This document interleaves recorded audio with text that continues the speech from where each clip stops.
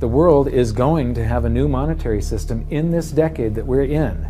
We're going to experience this huge deflationary crash around the world, and people will just lose confidence in currency. We are entering a period of financial crisis that is the greatest the world has ever known.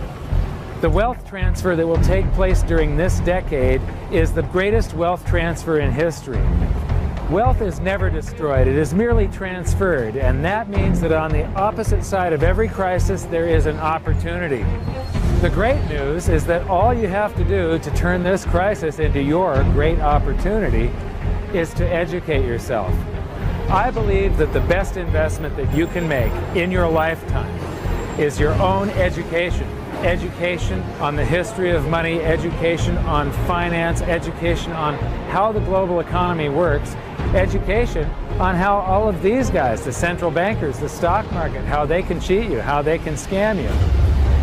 If you learn what is going on and how the financial world works, you can put yourself on the correct side of this wealth transfer.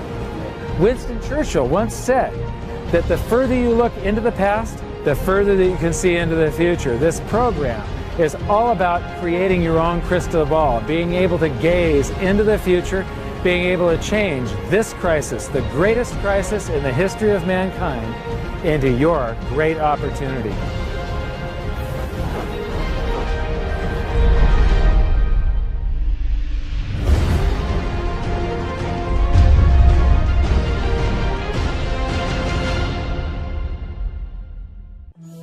They say that money doesn't grow on trees, but the truth is that the modern banking system creates currency far faster than trees can grow.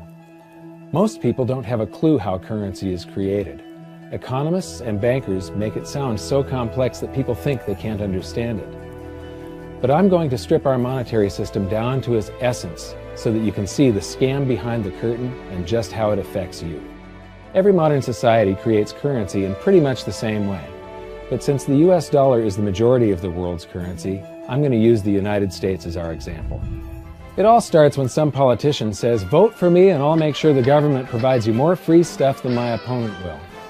But there's no such thing as a free lunch. So to provide that supposedly free stuff, the politicians vote for the country to spend more than its income. This is called deficit spending. To pay for that deficit spending, the Treasury borrows currency by issuing a bond. So what's a bond? If you think about it, a bond is really nothing but a glorified IOU.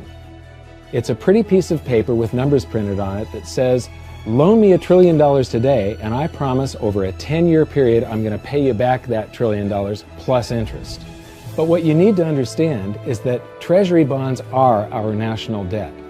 These glorified IOUs are to be paid back by you and I and our descendants through future taxation. Therefore, when the government issues a bond, it steals prosperity out of the future so that it can spend it today. The Treasury then holds a bond auction, and the world's largest banks show up and compete to buy part of our national debt and make a profit on it by earning interest. You'll notice that as we move through this process, the big banks are there, taking a cut every step of the way. This isn't by chance, as you'll see shortly. Then, through a shell game called open market operations, the banks get to sell some of those bonds to the Federal Reserve at a profit. To pay for the bonds, the Federal Reserve opens up its big old checkbook and writes bad, bogus, counterfeit checks that should bounce because they're drawn on an account that always has a zero balance. There isn't one penny in there. To quote from the Boston Federal Reserve, "When you or I write a check, there must be sufficient funds in our account to cover that check. But when the Federal Reserve writes a check, there is no bank deposit on which that check is drawn. When the Federal Reserve writes a check, it is creating money." The Fed then hands those checks to the banks, and at this point, currency springs into existence. The banks then take that currency and buy more bonds at the next Treasury auction. But what is a check? A check is also an IOU.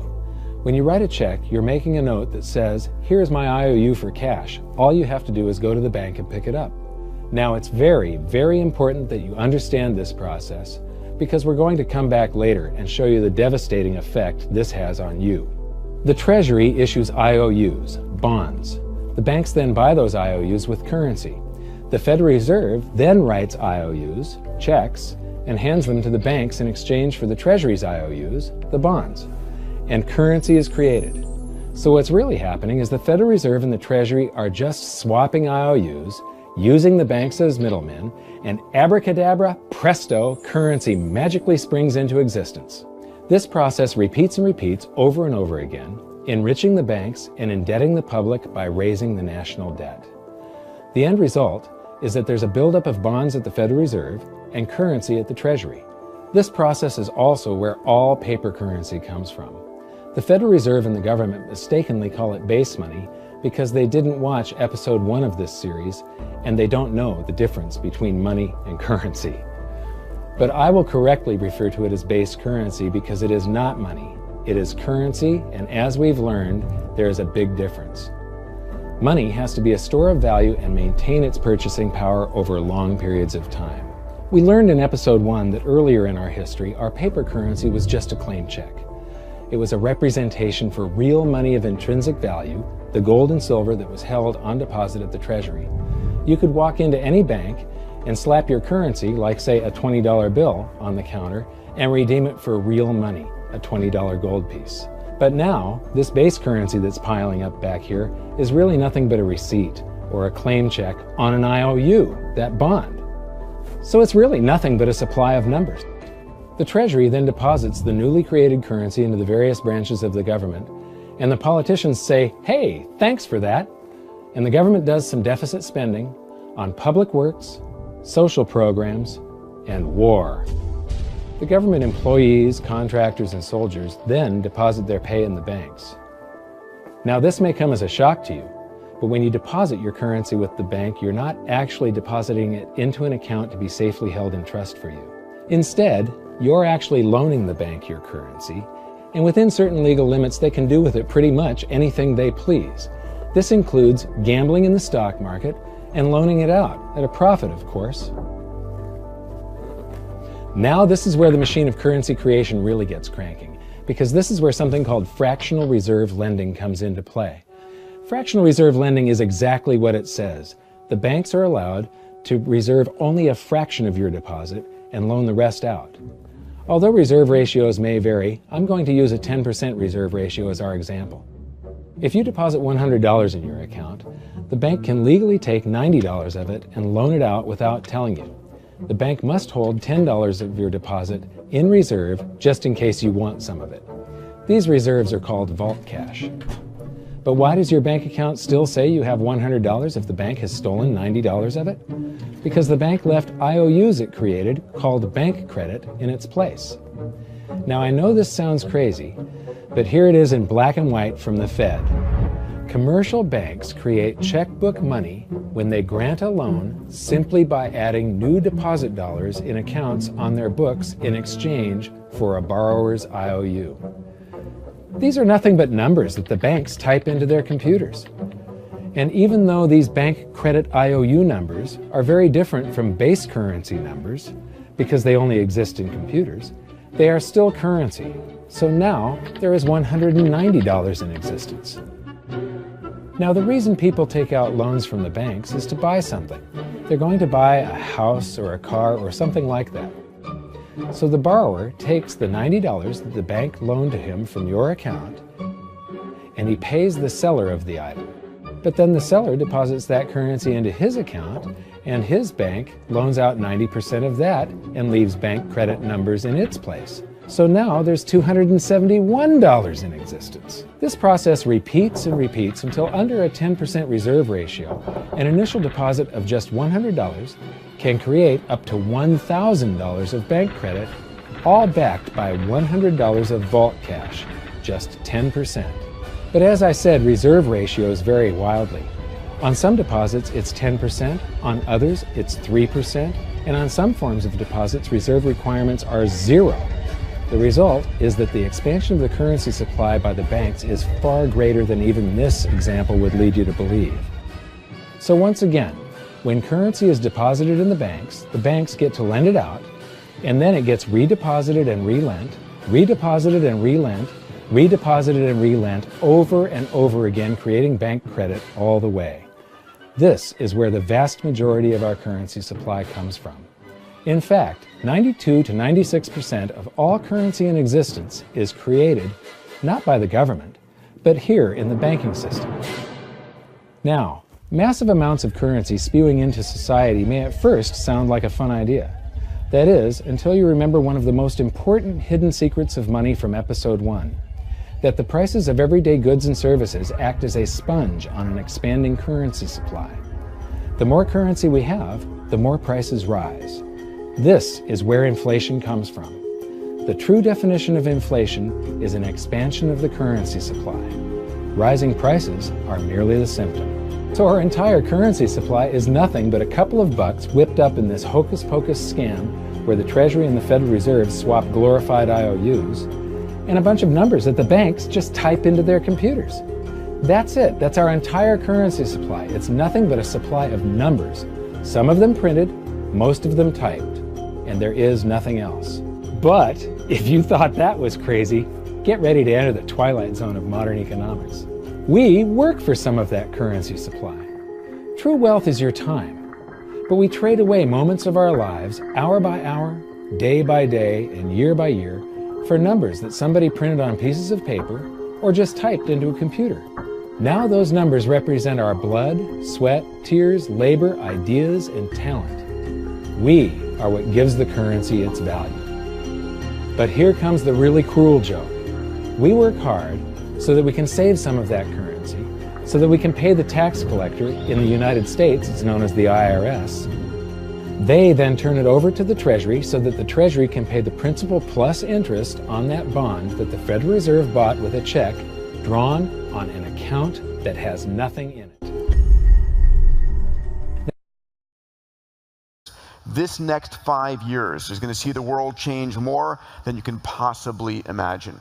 But today, the world is anything but that, right? Today, the world is global and exponential. Something happens in China or India, you know about it seconds later. Computers know about it microseconds later. Things aren't changing century to century or decade to decade. They are changing year to year. And if I were to graph that, it looks like this. That red line is all of us. It's our teachers, our students, our friends, our board members, our politicians. We haven't had a hardware or software upgrade in 50 million years. It's been a while, right? That yellow line is the technology that we're creating. Artificial intelligence, robotics, synthetic biology, computers, networks, sensors, 3D printers. All of these technologies are doubling in power year to year to year. And the difference between these two lines, between us sort of linear thinking humans not really changing in our biology very much, and this growing technology, is either disruptive stress or disruptive opportunity. So I talk about exponential. What is exponential? And we're all educators here in one form or another, and we know an exponential is a simple doubling. But remember I said that as humans, our brains are wired to think linearly, right? I teach my 4.5-year-old kids, count to 30, take 30 steps, 1, 2, 3, 4, 5. In 30 steps, I'm in the back of the room, 30 meters away. But if I said to you, I want you to take not 30 linear steps, but 30 exponential steps, where an exponential is simple doubling, 1, 2, 4, 8, 16, 32. Unless you have it memorized, in 30 exponential steps and 38 doublings, you're not in the back of the room, you're 1 billion meters away. Put differently, you've gone around the planet 26 times. And so that difference between linear thinking, which is the hardware, the wiring, the way we're evolutionary designed to think, and exponential growth, which is the technology that we're creating, that we're using, that our kids are playing with, is really different. And we're now entering the phase of exponential growth, and it's important for all of us to understand the implications of that. Digital currency goes up in value when there's a strong digital economy. So the question is, what is our economy going to be globally over the next few months and years? So the goal here is to really talk about disruption. Our business world is changing faster than most of you realize. There used to be a time where people worked for 40 years to get that gold watch. Today's best-selling watch doesn't even work for 24 hours. So what is different? What are we doing? Why do we live in a time where 100-year-old companies disappear, and yet every month there's a new self-made billionaire in their 20s or 30s? Those self-made billionaires have the same 24 hours in a day that you and I do. But here's what's also happening. Half of all the office jobs globally will disappear over the next 10 years. 3D printing will wipe out 300 million manufacturing jobs. And self-driving cars and trucks will get rid of millions and millions more. So what's different about today's businesses? The world's biggest hotel chain owns no hotels. The world's biggest taxi company owns no cars. And the world's biggest media company creates no media. And lastly, the world's biggest retailer, Alibaba, has no inventory. What they're all doing is leveraging big data. And big data is what's going to drive your business and the future. So in the next couple of minutes, I'm going to talk about how you can change your life and 5 steps to becoming a disruptor. Think about it. In the last 90 days, Pokemon Go did $470 million. Any of you could have launched that. It could take a cryptocurrency. This is why this is so important to the future of OneCoin and what you're about. In 2 seconds about me, I've spent the past 3 decades disrupting different industries, and I've had the pleasure to work with and be partnered with some of the most influential and forward-seeking people on the planet. And what I've learned from that is that things are changing so fast that unless you pay attention, it could cost you your career. So what is changing? So there are 3 things to focus on: digital currency, 3D printing, and for fun, we're going to talk about the electric drill. So the first step to changing the world is to get outside of your comfort zone. Business as usual is dead. Half of all the jobs that presently exist in the US will disappear. It's just like when we went from farming to industry. Today, it takes 1.6% of the US population to feed the rest and export. The same automation is going to happen to big businesses and small. So where are the opportunities? Many people thought it was with big companies. But as you can see, of the Fortune 500 companies, only 57 are left. So what companies are going to disappear? And the ones that stay will not be making the same products that they did just 5 years ago. Think about it. Apple, the largest company in the world, was a failed computer company. They went into phones. They're going into cars. What are they seeing that's different? Who's next? Where are the opportunities to flourish where cryptocurrency will grow the most and be the most valuable? So the first thing to look at is the world around us is dematerializing. Physical items are disappearing. The supply chain that makes physical items is being replaced. Think about your desk. You used to have all these items that were manufactured in a factory, shipped on a boat, into a truck, stocked at retail, and slowly, and now faster, every single item has been replaced by an app.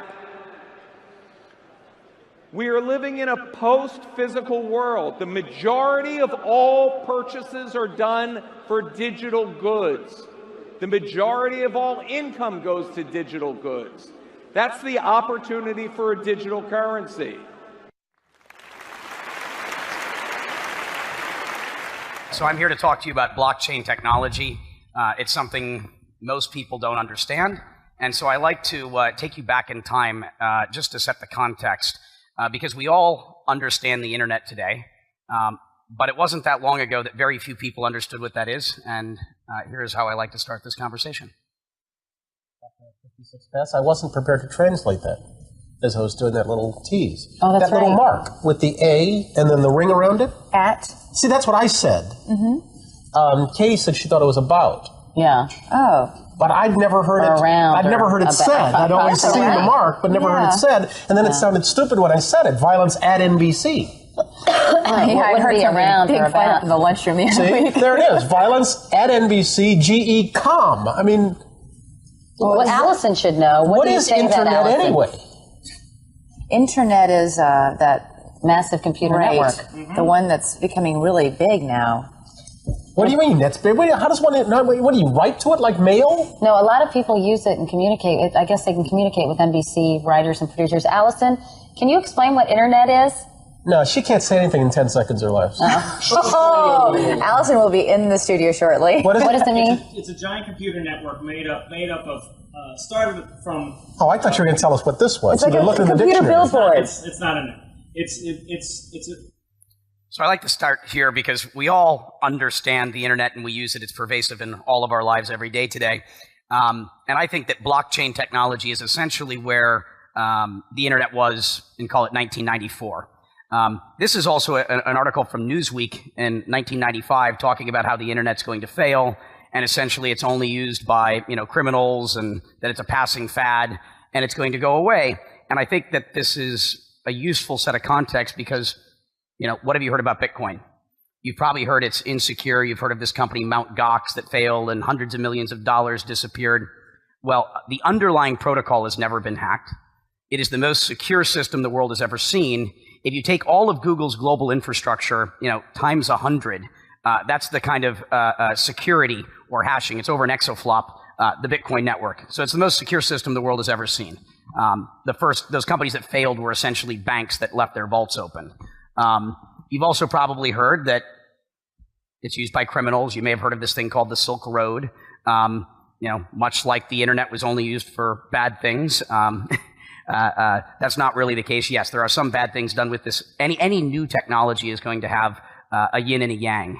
You're going to see good uses and bad uses. And as the technology develops, the, call it early fringe users become a minority, and the, call it mainstream adopters end up using it for better things. And so most of the world's top thought leaders, venture capitalists, academics have all said there's tons of merit to this technology, and there's more there than that. And you've also maybe heard, that Bitcoin went up to 1,000 and the price has gone down and it's probably going away. The reality is that it's growing exponentially. Every single metric, if you look at it closely, aside from price, which is kind of the main primary barometer of sentiment, which is the data that most of you operate off of, every metric is up and to the right. So what is Bitcoin? It's digital value, it's fixed supply, it's programmable. It's a decentralized network, which means there's no governing body, there's no central authority, it's peer-to-peer, which means you can't shut it down. The only way to shut off Bitcoin is to shut off the internet indefinitely. And it's an incorruptible public ledger. You can't counterfeit money. So you'd say, well, why now? What is this? Is it something new? So for the last 30 years, people have talked about building a system like this, but no one could figure out how. So if you were studying to become a PhD in cryptography, computer science, mathematics, it's very likely that you encountered this concept of the Byzantine generals problem, better described as a double spend. So the protocols that make up the internet, TCP, IP, and such, don't allow for you to create unique assets or individual data. So for example, if I were going to send you an email with a picture attached to it or money, when you receive that email, how do you know I didn't keep a copy for myself or send it to 10 other people simultaneously? This is the reason why piracy is a problem. And so Bitcoin's creators solved this incredibly complex problem by creating a shared database or a distributed ledger. So this is something new, and for the first time in human history, I can now transmit value from one person to another anywhere in the world with no middleman, with complete transparency. It's instant, and the fees are negligible, and it's a very big deal. I mean, historically, you've always had to have a trusted intermediary or counterparty in the middle of every transaction, including those on the internet. So Bitcoin was the first application And I'm not really here to talk to you about that. I'm here to talk to you about blockchain technology. So think of the blockchain as the technology that makes Bitcoin possible, and Bitcoin is the first application. So again, think of the blockchain as the operating system, and Bitcoin is now one of about 700 apps that are trying to create innovation around this space.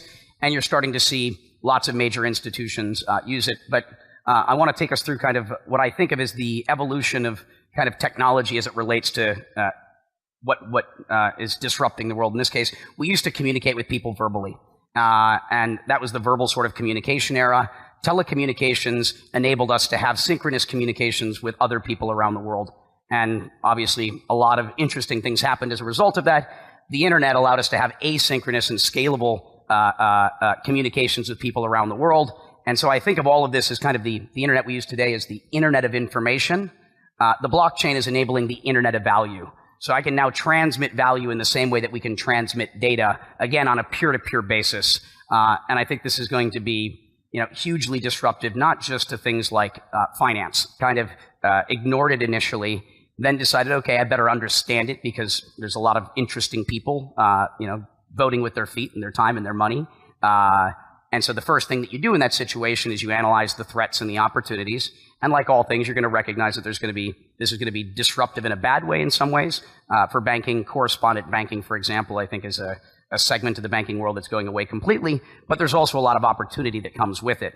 Most of the financial institutions are focused on the middle and back office because we've seen a lot of innovation on the front sort of line of finance, algorithmic trading, high frequency, mobile banking, that the world's, we've been seeing a lot of progress there, but the middle and back office was still designed for a world of paper, 50 to 100 years ago, and it's very antiquated.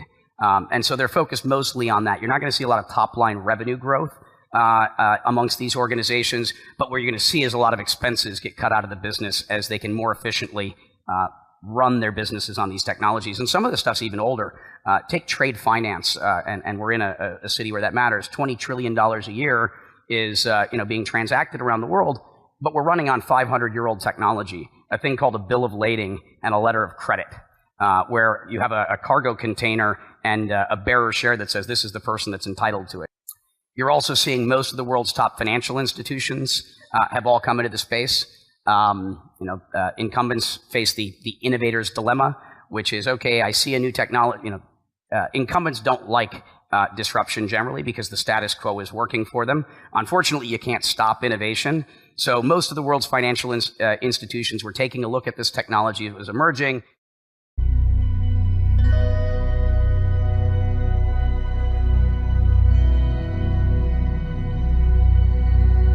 The actual moonshot is wonderful, inspirational, poetic, beautiful, involved great technical challenges, genuine heroism. It brought the world together.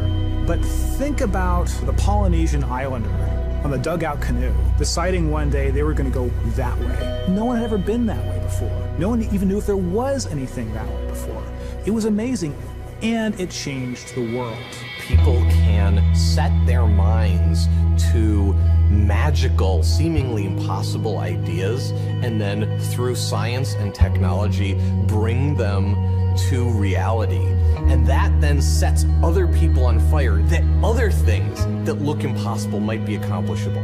Galileo is such a hero, in thinking big, and what he represents to me is both curiosity and wonder that humanity had, that he had, that pushed him and drove himself to invent and work on the first telescopes that allowed us to see the moon, and here we are. These aviation pioneers were figuring it out as they went. No one really knew how to build an airplane, right? No one knew how to fly an airplane. It was amazing and crazy and wonderful, and they wanted to explore. Many years ago, the great British explorer George Mallory, who was to die on Mount Everest, was asked why did he want to climb it. He said, because it is there. There's so many challenges in the world, and you can feel daunted by that, and sort of oppressed by that, or you kind of say, how might we think differently about this? Everyone else in the world is working on the next 10%. If you can be the one that delivers that 10 times improvement, you have a chance to really change things. If you want cars to run at 50 miles per gallon, fine, you can retool your car a little bit. But if I tell you it has to run on a gallon of gas for 500 miles, you have to start over. You need a lot of courage in this work, and you need a lot of persistence. One of the things that's really critical is not only having the courage to keep trying every day or thinking big, even if you don't really 100% believe it's possible, like you might think this might be possible, have the courage to try. That's how the greatest things have happened. You don't spend your time being bothered that you can't teleport from here to Japan, because there's a part of you that thinks it's impossible. Moonshot thinking is choosing to be bothered by that. We choose to go to the moon in this decade and do the other things, not because they are easy, but because they are hard. Humanity's progress has been a series of amazing, audacious things, from the very small and personal up to the great, big, and grand, and we are a species of moonshots. And to me, that's like the really amazing, poetic, and inspirational thing. I think our ambitions are a glass ceiling on what we can accomplish. When you find your passion, you're unstoppable. You can make amazing things happen. It's been true through all of history. I believe in the human spirit, and I believe that there are always going to be crazy people who will get out of bed one morning and say, you know what? I think I can build a space elevator, and we'll just go and do it. But I think that if we become afraid to take these great big risks, we stop inspiring people. We stop achieving things. And the biggest nightmare scenario is that we won't have what it takes to solve the really big challenges.